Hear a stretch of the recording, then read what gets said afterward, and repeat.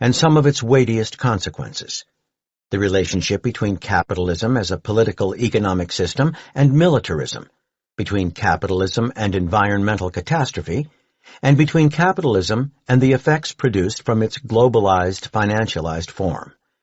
But before we examine those connections, we have to have a clear understanding of what capitalism is, and must be, as a way to organize the political economy of society. In the presentation that I'm going to give this evening, I'm talking about capitalism in a kind of idealized sense, in the best sense in which it presents itself. This is not necessarily the form that it takes in everyday life. This approach is meant to give you a sense of the essential features of a capitalist system, features without which it is not capitalism, and the reasons why it is then tied to these other consequences, in fundamental and rather necessary ways. That's the purpose of the conversation this evening. Let's begin to think about how the system works. I want to start with the notion of production, which is the most basic human interaction with nature. It combines human labor, sometimes historically using animal labor and tools, combines that labor with elements of nature to satisfy human needs and wants, which themselves are quite variable categories, of course. What, beyond very basic physiological requirements, defines needs, and what marks the point when we have moved from needs into wants? This is a very slippery category, one that is quite explicitly exploited by the advertising and marketing fields, whose entire job is to convert wants into needs. Resources derive from the neutral stuff of nature. In this case, neutral simply refers to unappraised. That is, the neutral stuff of nature only becomes a resource when it's recognized by society or by individuals or by small groups as being useful. This recognition depends on the state of knowledge, the state of capability, and whether the materials are accessible. This is clearly then changeable over time and from place to place and from culture to culture. Usability and accessibility depend on the state of technology, economic conditions, and so forth. Something that is a resource at one place or time may not be a resource at another place or time, and vice versa. Something that is not recognized as a resource in one moment may become recognizable and accessible as a resource under other circumstances. The idea of resources are not that they exist, but that they become. The original notion of production, historically, anthropologically, was for use only. That is, the interaction between people and the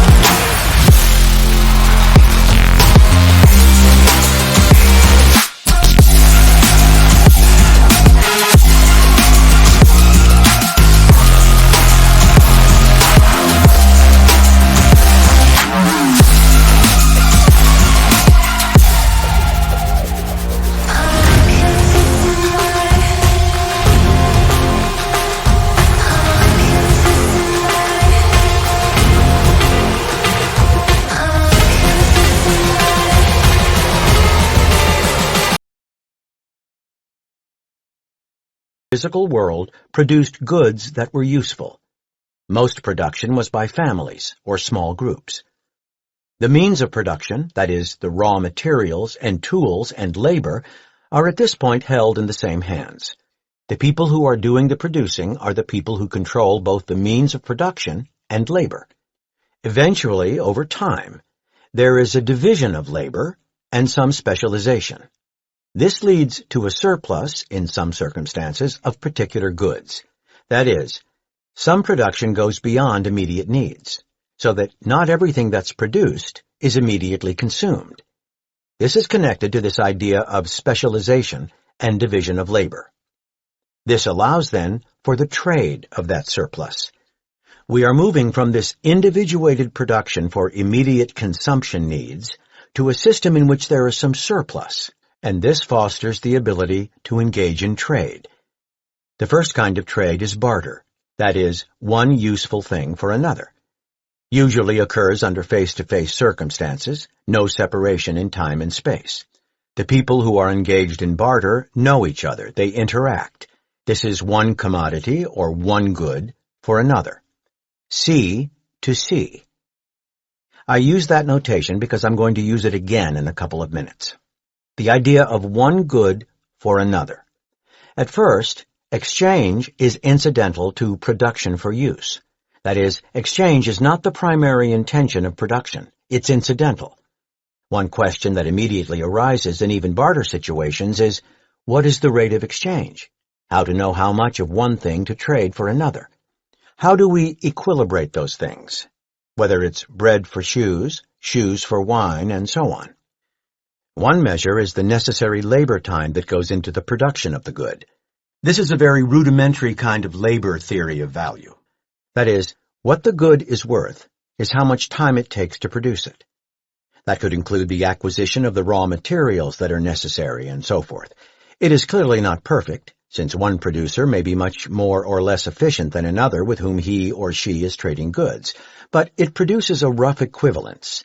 That is, we know how many pairs of shoes to trade for how much grain, for example, or how much bread. This is one basis for thinking about how we make that equivalence. In Capital, Volume 1, Marx begins with the concept of the commodity. It's the first chapter in the book. It's a very interesting story about how he gets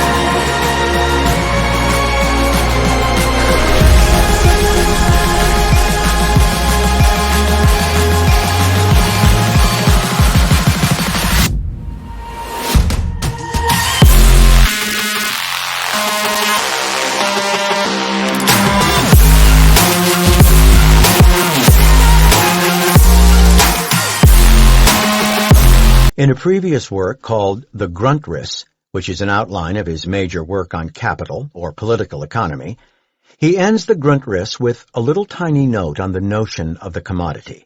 He has a little note to himself at the end of this. It is less than a one-page comment that says, "This to be moved forward." Then he begins Capital by speaking about the commodity, which he thinks about as the most basic element of capital. The commodity includes two components. Use value, that is, the commodity has to be useful for someone for something. Under capital, however, a commodity also has to have this other essential element, which is exchange value.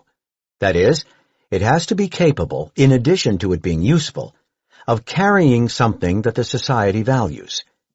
We'll talk about what that is in just a minute. The commodity must have these two elements to be useful in a capitalist sense. To perform its function, as I say, it has to include both elements. These elements are reciprocal and antithetical to each other.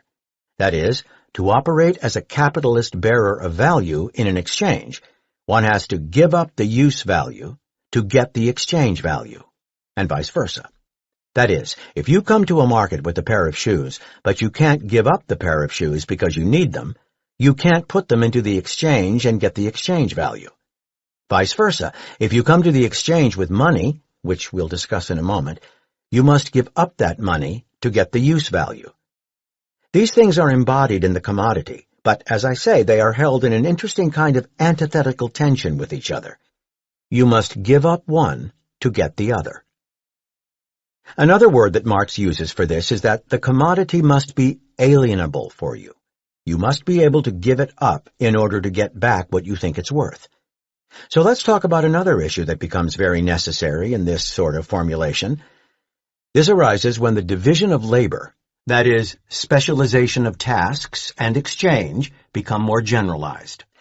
That is, when they are not simply incidental to production as a little bit of surplus, but when this becomes a dominant part of the pattern of society. When specialization and exchange become generalized, there is a need for something called a universal equivalent. Under such circumstances, a universal equivalent is a particular commodity in terms of which all other commodities can be valued. It gets very awkward if you have a lot of goods being exchanged to think about simply talking about the amount of labor time or average labor time that went into them. Rather than being able to talk in those terms, we need something called a universal equivalent.